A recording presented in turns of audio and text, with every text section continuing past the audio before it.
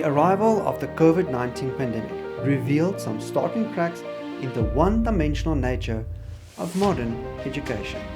The traditional approach needs urgent attention, with technology-driven solutions and lifelong learning at the forefront. These were some of the innovative topics explored by prominent academics and business leaders at the 7th Annual Future of Education Summit. We bring you some highlights from some of the top talks and interviews during the summit. The last 16 months of the pandemic have forced all industries to transform. The pace of change has been rapid. More importantly, acceptance and adapting to change has been expeditious, as people had few choices owing to restrictions, including but not limited to mobility. The way we fulfill our needs has changed dramatically, and I dare say that a large part of this evolution is going to remain irreversible. This current transformation has impacted the education industry significantly. While there was a trend towards edutech and online education, the pandemic expedited the move to online teaching and learning. It has exposed both the opportunities and the weaknesses of online education, and it is evident that the way forward will be a version of blended learning. The student experience is at the heart of the first degree earned by young graduates, and therefore there is a reluctance on the part of educators to move away from this important value. This, however, will be impacted by student mobility, as cross-border movement restrictions will prevent international students from traveling. Some countries like Australia have been stricter than others, and the lack of access will escalate the need for collaborations and partnership models for the future. Even those that did not believe in offshore campuses will be forced to consider the need for satellite campuses if they are to stay truly international. One of the questions being asked today is whether the current pathway for academic progression is relevant for the future. This question applies for most students and not just the small percentage that get PhDs and are academically inclined. Students are truly concerned about their ability to find relevant jobs after finishing university. As illustrated by the African Development Bank, the majority of youth in Africa do not have stable economic opportunities. The AFDB reported that out of the 420 million African youth aged between 15 and 35, 1/3 are unemployed, and another third are vulnerably employed. Youth face roughly double the unemployment rate of adults, with significant variation by country. While 10 to 12 million youth enter the workforce each year, only 3.1 million jobs are created, leaving a vast number of them unemployed. This is a serious issue facing us, as youth unemployment will lead to other societal problems. The COVID-19 pandemic, and most especially the strict lockdowns implemented by various nations, accelerated the role of technology in education delivery. Workplaces changed out of necessity, and most moved to the various virtual platforms that are now part of our everyday lexicon. Online education and skills programs have come into our line of sight and moved from the surrogate stages into the mainstream.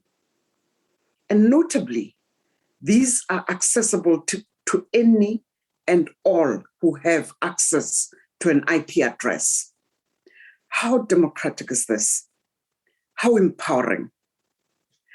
This shift, enforced globally and almost simultaneously, has brought educators to the point of once again questioning and testing the purpose of education. Does this purpose need to be redefined? And if so, to what extent? I'm, however, comforted by the fact that educators have grappled with these questions throughout the years against varying historical backgrounds. In the diversity and evolving nature of the way the delivery is done, we will have to envisage an accreditation system that equally innovates and keeps track of the trends in the delivery of higher education. It would have been a challenge enough trying to configure our systems to deliver the expectations for meeting the requirements of the fourth industrial revolution. Fortunately or unfortunately for us, the COVID pandemic has brought even further to the fore the urgency of leveraging technology to be able to deliver higher education in a qualitative manner. So as the pandemic broke out, our institutions were found largely wanting. It exposed our over-reliance on in-person and standard modes of delivery. It exposed disadvantages. It exposed the culture of doing things in a rather slow and unresponsive manner, and stress the urgency for us to be a lot more adaptive, a lot more flexible, and a lot more responsive to the needs of the national economy. The COVID situation combining with requirements of Industry 4.0 means that when we reform our accreditation processes, for example, we need to be able to provide commensurate quality assurance for learning systems that are moving to remote or blended modes, because it needs to be a lot more flexible. Curricula need to be reformed almost on a real-time basis. People have to learn using various technology and devices from remote location, and we need to be able to guarantee the fidelity of assessments.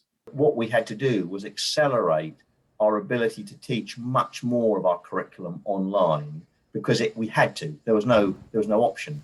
Now, I think what we did was good, but it was certainly not perfect, and therefore we've learned a lot because we've been forced to look at it this way.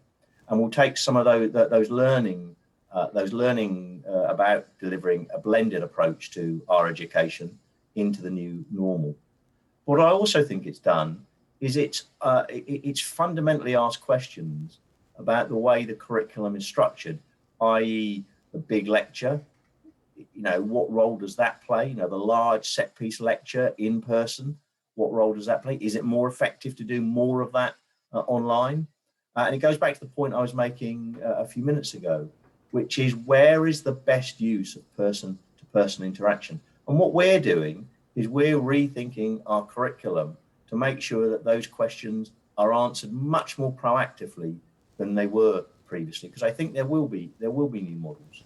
The other thing to say is that you've talked, and this some of course about education, but universities of course are organisations as well as education establishments, and the way we run those organisations I think will change. And what I mean by that is the way we need office space, the way that we need back office function to be physically located on our site.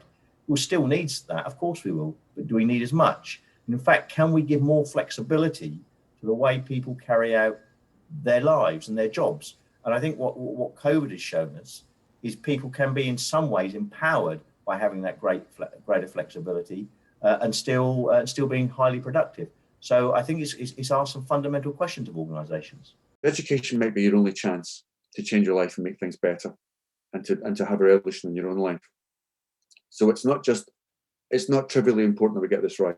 There is a huge body of evidence emerging from cognitive psychology and other scientific disciplines to suggest that we do understand quite well how children learn, and therefore how we can best teach.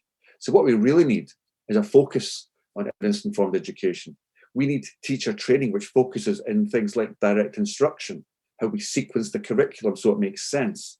A focus on education as being something knowledge-rich, not about gaseous, intangibles that we actually can't teach directly and that we teach indirectly, or rather, they are the indirect outcome of a knowledge-rich direct instruction curriculum, which is well sequenced. We need to lean on things like cognitive psychology and what we actually know about learning. We need to look at things like behavior in classrooms. How do we teach children the routines and the norms and the expectations and the values that will help them to flourish in classrooms? Again, there's a lot of evidence from developmental psychology and from social psychology, which teaches us a great deal about how to help groups of people learn in classroom settings. All of these things require an investment, but they're much, much cheaper than, for example, the absurd decision to put, for example, an interactive whiteboard in every classroom and try to insist that all lessons are blended.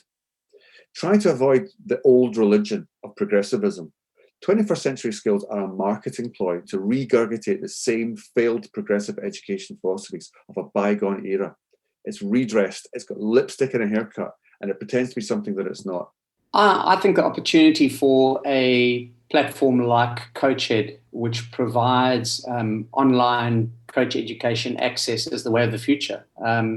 If you look at the EdTech space at the moment, it's flying because it's a great opportunity to deliver content in a very user-friendly way and transcending jurisdictions. You don't have to, sign up 20 players in a year, fly them up to one destination, and then run a course for a week at huge expense.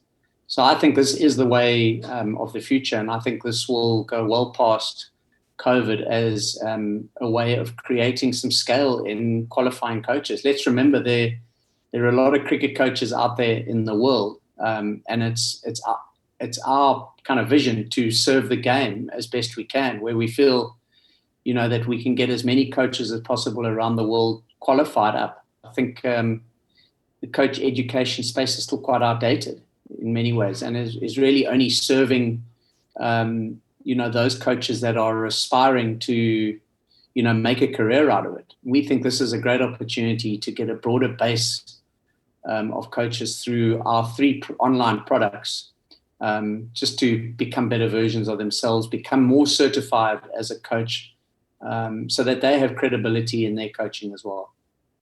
We have speakers from all over the world, and this forum is all about thought leadership and collaborations. We must work together, leveraging our individual and organizational strengths for a better future.